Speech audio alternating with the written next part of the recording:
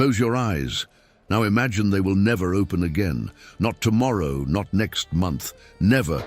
That was the first reality for thousands of people in first century Judea. No medicine, no assistance, no mercy, just darkness, dust, and a hand stretched out waiting for a coin that might never come. And it wasn't just blindness, paralysis, muscular atrophy, congenital deformities, limbs destroyed by accidents or disease. All of this formed a silent army of people discarded by society before they even had the chance to live. In first century Palestine, losing your sight or the ability to walk was not merely a medical tragedy. It was the end of social existence. It was death while still alive. To understand the brutality of this reality, you need to erase from your mind any modern notion of accessibility, rehabilitation, or human rights. None of that existed. There were no adapted canes, no wheelchairs, no public hospitals, no disability pensions. There was dust, heat, and the hope that someone, anyone, would look down while passing through the city gate and toss a copper coin on the ground. The ancient world was not kind to the weak. But what happened in Judea had an additional ingredient that made everything even worse: theology. Because in the dominant religious mentality of that time, physical disability was not seen as chance, genetic accident, or consequence of disease. It was seen as punishment, divine punishment, a visible sign that that person, or their parents, had committed a sin grave enough for God to mark the body as public evidence of guilt. The book of John, chapter 9, verse 2, records the question that Jesus' own disciples asked when they encountered a man blind from birth. Who sinned, this man or his parents, that he was born blind? Notice the logic. Not even the closest followers of a revolutionary teacher could escape this mentality. If someone was blind, someone had sinned. The disability was the proof. This belief was not peripheral, it was structural. It shaped laws, customs, hierarchies, and above all, access to the temple, which was the center of spiritual, social, and economic life in Israel. Leviticus chapter 21, verses 17 through 23 is explicit. No descendant of Aaron who had a physical defect could approach the altar to offer sacrifices. Blind, lame, with a disfigured face, disproportionate limbs, hunchbacked, dwarfed with defective eyes, all were excluded from priestly service. They could eat from the sacred portion, but they could not serve. The message was clear. Physical imperfection meant spiritual inadequacy. Now expand that logic to the general population. If even priests with disabilities were barred from the altar, imagine how society treated a blind beggar sitting at the temple gate. He could be just a few meters from the most sacred place on earth, but spiritually, he was an abyss away. Tolerated on the periphery, never accepted at the center. And the periphery in this case was literal. Historical documents and archaeological findings show that the physically disabled in Judea occupied strategic positions on the outskirts of cities and religious centers. They stayed at the gates, not inside, but at the gates. The beautiful gate of the temple in Jerusalem, mentioned in Acts chapter 3, was one of those spots. There, a man paralyzed from birth was placed daily, every single day, to beg for alms from those entering the temple. Notice the detail. He was placed there. He didn't go on his own. Someone carried him. This means there was a minimal network, perhaps family, perhaps other beggars, that functioned as a transportation system. A man who couldn't walk depended on others to be taken to the only place where he could survive, the entrance gate of a temple where he would never be fully accepted. The text of Acts chapter 3, verse 2, says this man was over 40 years old and had been paralyzed since birth. 40 years. That means more than 14,000 days of being carried, deposited on a stone corner, waiting for coins and being carried back when the sun set. Every day, without exception, without vacation, without rest. 40 years of the same brutal routine. And he was not the exception. He was the rule. The city gates in antiquity functioned as commercial and legal centers. All traffic of people, animals, and goods passed through them. For a beggar, being at the gate meant access to the greatest possible flow of potential donors. Jerusalem, during religious festivals, received between 200,000 and 300,000 people. Some historians estimate up to 400,000 during Passover. This crowd passed through the gates of the city and the temple, and at each of these gates, rows of blind, paralyzed, and sick people competed for position, because yes, there was competition. There was a hierarchy among the beggars. The spots closest to the main entrances were worth more. Whoever arrived first, or whoever had allies to secure the spot, got the privileged positions. The weakest, the oldest, those who had no one, were pushed to the corners where foot traffic was lighter. Begging was not just humiliating, it was competitive. What did these men and women receive? Copper coins. The smallest monetary unit of the era was the lepton, a coin so small and so light that 2 leptons equaled 1 Roman quadrans, which in turn was the smallest Roman coin with any practical value. Jesus mentioned this coin when observing the poor widow at the temple in Mark chapter 12. Verses 41 through 44. 2 leptons, everything she had, and it was exactly this type of coin that fell into the beggar's hands when it fell at all. Calculate the mathematics of survival. A basic loaf of bread in 1st century Judea cost between 1 and 2 asari. 1 asarius equaled 8 leptons. To buy a single loaf of bread, a blind beggar needed to receive between 8 and 16 leptons in a day. Considering that most people walked straight past without looking down, and that those who gave something usually gave the smallest coin possible, gathering enough for 1 meal was an operation that consumed the entire day. When it worked. When it didn't work, the alternative was hunger. There was no safety net. There was no public shelter, no official food distribution for the disabled. There was the obligation of almsgiving within the Jewish tradition, tzedakah, which was considered a religious duty. But religious duty and daily practice are different things. The law commanded giving. Daily life often ignored it. And hunger was not the only problem. Think about the physical conditions. A paralyzed man who spent the entire day sitting on stone ground under the Judean sun, where summer temperatures exceed 40 degrees Celsius, developed pressure sores, sunburns, chronic dehydration, and skin infections that, without treatment, turned into open ulcers. The smell was part of the landscape, the pain was constant, and there was no relief. For the blind, the danger was different but equally brutal. Without sight, every movement was a risk. The streets of Jerusalem were narrow, uneven, full of pack animals, carts, and crowds that had no obligation to make way. Falls, being knocked down by donkeys, tripping on stone stairs, all of this was routine, and a fracture without modern medicine could mean permanent disability on top of permanent disability. A blind man with a broken leg became a blind paralytic, and the downward spiral had no bottom. The medicine of the era was rudimentary and inaccessible to those without resources. Doctors existed, but they charged dearly. Mark chapter 5, verse 26, in telling the story of the woman with the hemorrhage, mentions that she had suffered greatly at the hands of many physicians, spent everything she had, and instead of getting better, had gotten worse. If a woman with some financial resources couldn't get adequate treatment, imagine someone who lived off copper coins thrown on the ground. The causes of blindness in that region and that period were multiple and devastating. Trachoma, a bacterial eye infection transmitted by flies and direct contact, was endemic in the Middle East.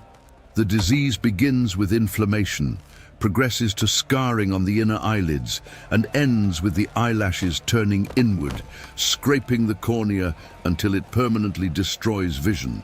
Without antibiotics, without adequate hygiene, without clean water in sufficient quantity, trachoma spread like a plague. Historians estimate that up to 25% of the population in certain regions of the ancient Middle East suffered from some degree of visual impairment. Beyond trachoma, there was cataract, inevitable with aging and accelerated by intense sun exposure without protection, glaucoma, neonatal gonorrheal infections that caused blindness in newborns, and physical traumas from work accidents. Masons, stonecutters, carpenters, and farmers lost their sight frequently from splinters, tools, and exposure to abrasive dust. A man who lost his vision at 30 could live another 20 or 30 years, all of them in darkness, depending on the charity of others. Paralysis had equally varied causes. Poliomyelitis was present in the region. Studies of ancient skeletons found in Egypt and Palestine show bone deformities consistent with the disease. Workplace accidents resulting in spinal injuries were common in a society where construction depended on heavy manual labor without safety equipment. Severe arthritis, bone tuberculosis, and congenital malformations completed the picture. And there were also birth accidents, difficult births that resulted in neurological damage to the newborn were frequent in an era when obstetric medicine practically did not exist. The Pool of Bethesda, described in John chapter 5, offers an almost photographic portrait of concentrated suffering. The text says that there lay a multitude of the sick, blind, lame, and paralyzed. It was not a hospital. It was a cluster of sick bodies around a pool of water waiting for a miracle. Tradition said that an angel stirred the waters periodically and the first one in would be healed. A man who had been there for 38 years, when Jesus asked him if he wanted to be healed, answered that he had no one to help him into the water in time. 38 years, waiting, with no one. That sentence carries the weight of an entire lifetime of abandonment. It was not just physical paralysis, it was total isolation. In a world where survival depended on community, being alone and unable to move was the slowest and cruelest way to die. And the religious system, which should have offered comfort, often offered condemnation. The logic of sin as the cause of disability created a perverse cycle. The disabled person was seen as punished by God. If God punished them, helping them too much could mean going against the divine will. Almsgiving was the minimum obligation, but full embrace, social integration, dignity as an equal, that was rare. The disabled person existed on the margin, visible enough to remind the healthy to be grateful, invisible enough not to bother anyone. Bartimaeus, the blind man of Jericho mentioned in Mark chapter 10, offers another portrait of this dynamic. When he heard that Jesus was passing by and began to shout, "Son of David, have mercy on me," the text says that many rebuked him to be silent. Notice, the crowd did not want the blind beggar to speak, did not want him to interrupt, did not want him to exist in that moment. A desperate man asking for help, and the collective reaction was to tell him to shut up. This was not exceptional cruelty. It was standard behavior.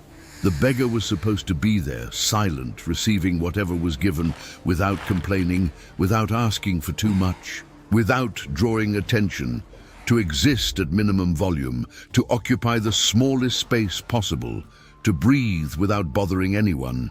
The daily life of these men and women followed a pattern as rigid as it was invisible. They woke before sunrise, often sleeping outdoors in groups, because the nighttime cold of Judea could drop below 5 degrees Celsius in winter.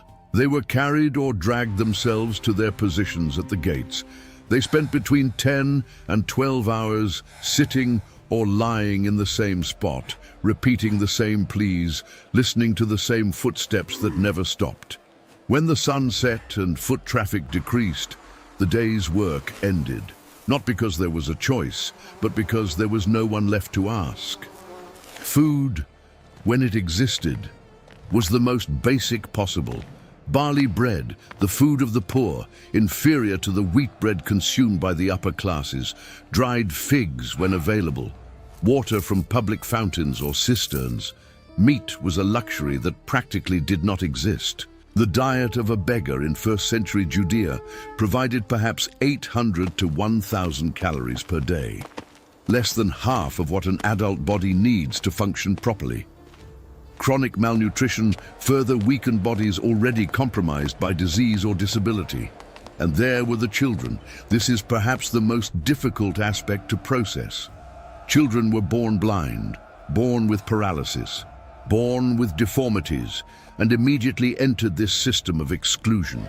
There was no special school, no adapted care, no alternative future. A blind child in first-century Judea had an almost inevitable destiny: begging. By 5, 6, 7 years old, they were already at the temple gates, with hand outstretched, learning the right words to beg, developing auditory sensitivity to identify approaching footsteps, and hardening emotionally to endure daily rejection. The Gospel of John records that the man healed in chapter 9 was blind from birth. This means he lived his entire childhood, entire adolescence, and a significant part of adult life without ever having seen light. He never saw his mother's face. He never saw the temple that stood meters from where he sat every day. He never saw the color of the sky, whose warmth he felt on his skin. And when his neighbors saw him seeing for the first time, some didn't even recognize him, because he had always been just the blind man who sits there begging. He was not a person with a name. He was a condition with a location. This systematic dehumanization is fundamental to understanding the impact that the healing accounts had on that society. When someone touched a blind or paralyzed person, they were not merely performing a medical act. They were breaking a social taboo. They were publicly declaring that that person had value. They were challenging the prevailing theology that associated disease with sin. Each touch was a silent revolution against centuries of exclusion, codified into law and reinforced by tradition. The Pharisees understood this perfectly. When the man born blind was healed, as John chapter 9 recounts, the reaction of the religious leaders was not joy, it was interrogation. They called the man, called his parents, interrogated him again, and finally expelled him from the synagogue. The healing of a blind man was not cause for celebration. It was a threat. Because if blindness was not divine punishment, then the entire system that marginalized the disabled lost its theological foundation. And if the theological foundation fell, the power of those who controlled it fell with it. Expulsion from the synagogue, by the way, was the most severe social punishment a Jew could suffer short of the death penalty. It meant total exclusion from community, religious and economic life. The man who had just gained his sight was immediately thrown back to the same social margin from which he had been pulled, only now with open eyes to see the injustice. But the vast majority were never healed. The vast majority never had their story told. The vast majority lived and died exactly where they were born, leaning against a wall, with hand outstretched and body destroyed by time. But they were there, at every city gate, at every market corner, at every temple entrance. They were living proof that no society, no matter how advanced it considers itself, resolves the question of human suffering with laws or rituals alone. The life expectancy of a disabled beggar in antiquity was drastically lower than that of the general population. While a healthy man in first-century Judea could expect to live between 45 and 50 years, a paralyzed or blind beggar faced recurrent infections, chronic malnutrition, constant exposure to the elements, and the total absence of medical care. Many did not make it past 35, some didn't reach 30. And when they died as they lived, nameless. The records of antiquity rarely mention individual beggars. Bartimaeus is the exception because the biblical text preserved his name. The paralytic at Bethesda has no name. The man born blind in John 9 has no name. The paralytic at the beautiful gate in Acts 3 has no name. They were the blind man, the paralytic, the lame man. Identities defined by disability, not by humanity. The nights were particularly dangerous.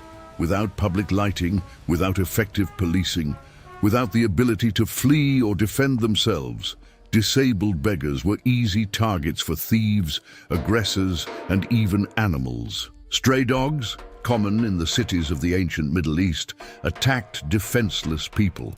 The story of Lazarus, the beggar covered in sores described by Jesus in Luke chapter 16, mentions that the dogs came to lick his wounds. It was not a poetic image. It was a clinical description of a man so immobile and so vulnerable that not even the dogs feared him. The cold was another enemy.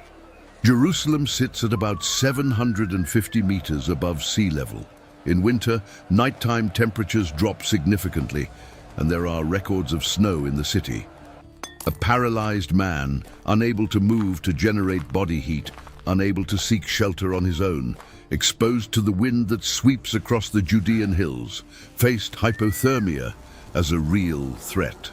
Without adequate blankets, without walls, without fire, the night was a battle for survival just as much as the day was a battle for coins. How did someone endure this for decades? The answer lies partially in the informal community that formed among the excluded themselves. Beggars grouped together. They shared information about which gates were more generous, which hours had the greatest foot traffic, which religious festivals attracted more visitors, and therefore more alms. They formed a kind of parallel survival network, invisible to the society that ignored them, but functional enough to keep some of them alive one more day, one more week, one more year. The religious festivals were the high season: Passover, Pentecost, and the Feast of Tabernacles brought pilgrims from across the Jewish diaspora, from Babylon, Egypt, Asia Minor, Rome. During those weeks, the population of Jerusalem could triple or quadruple. More people meant more alms. For a beggar surviving on the edge, these festivals could represent the difference between living and dying. The festival weeks accumulated minimal reserves that allowed them to endure the periods of scarcity between one celebration and the next. But even on the best days, dignity was the price. Every coin received came with an implicit reminder: you are here because you are less capable, less pure, less blessed. Alms were not offered as recognition of equality. They were offered as a religious obligation of the giver, not as a right of the receiver. The merit belonged to the one who gave, not the one who received. And so, even the act of helping reinforced the hierarchy: the healthy above, the sick below, the pure inside, the impure outside. This structure was so deep that the disabled themselves internalized it. When Jesus asked the paralytic at Bethesda, "Do you want to be healed?" the man's answer was not yes.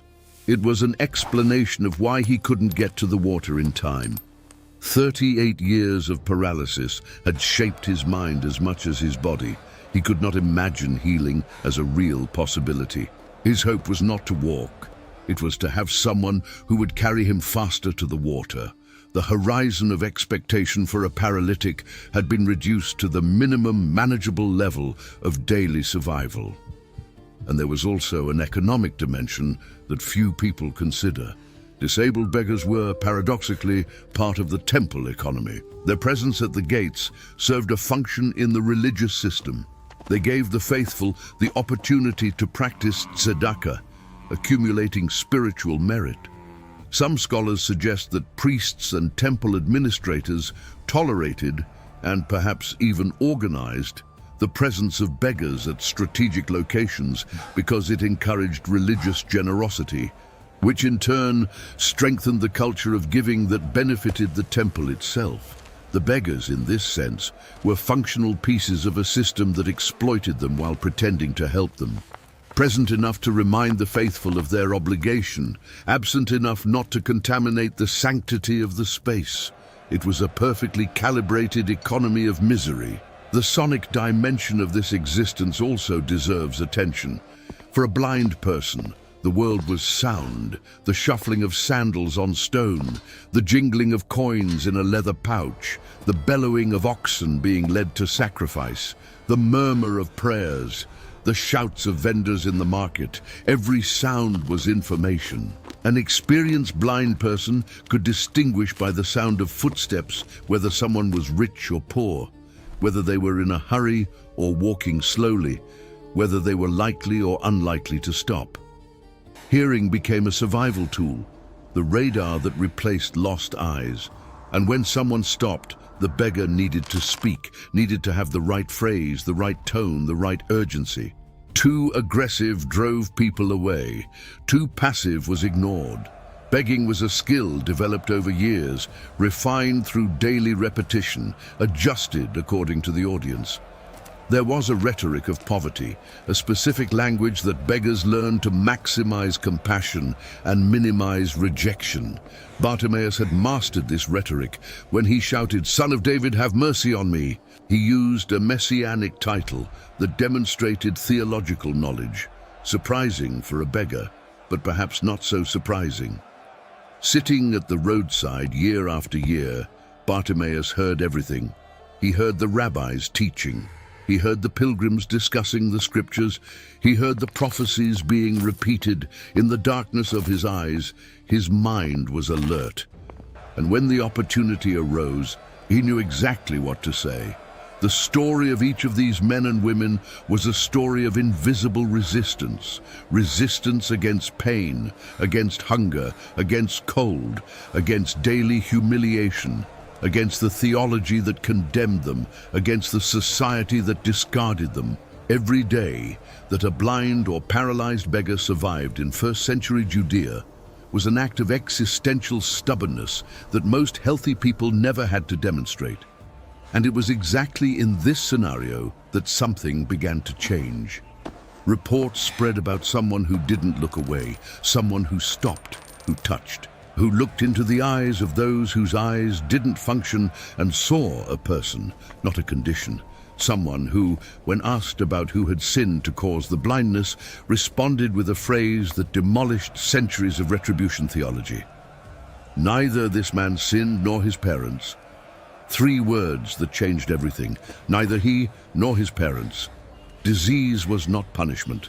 Disability was not visible sin. Suffering was not proof of guilt. In a single sentence recorded in John chapter 9, verse 3, the entire structure that kept the disabled on the margins was confronted at its root. But the theological confrontation would be useless without the practical confrontation.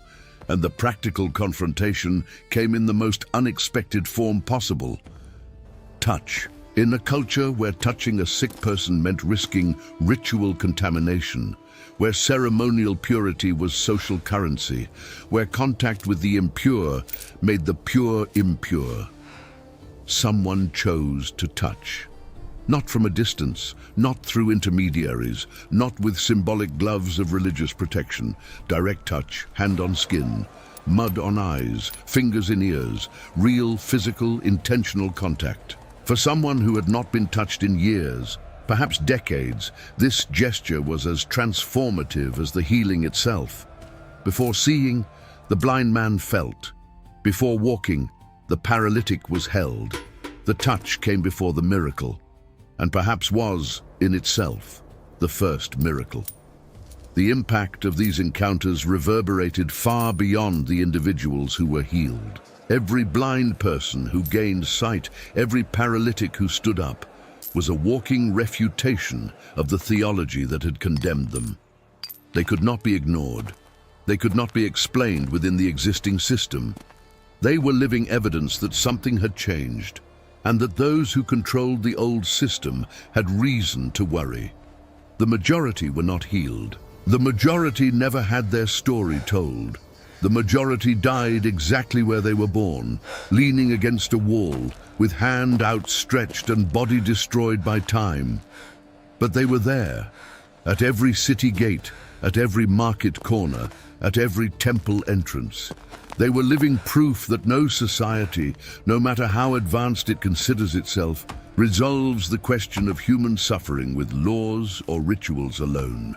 3,000 years later, in any city on the planet, someone is sitting on a sidewalk corner with hand outstretched. The scenery has changed. The question remains the same. What do you do when you cross paths with someone the world has decided not to see?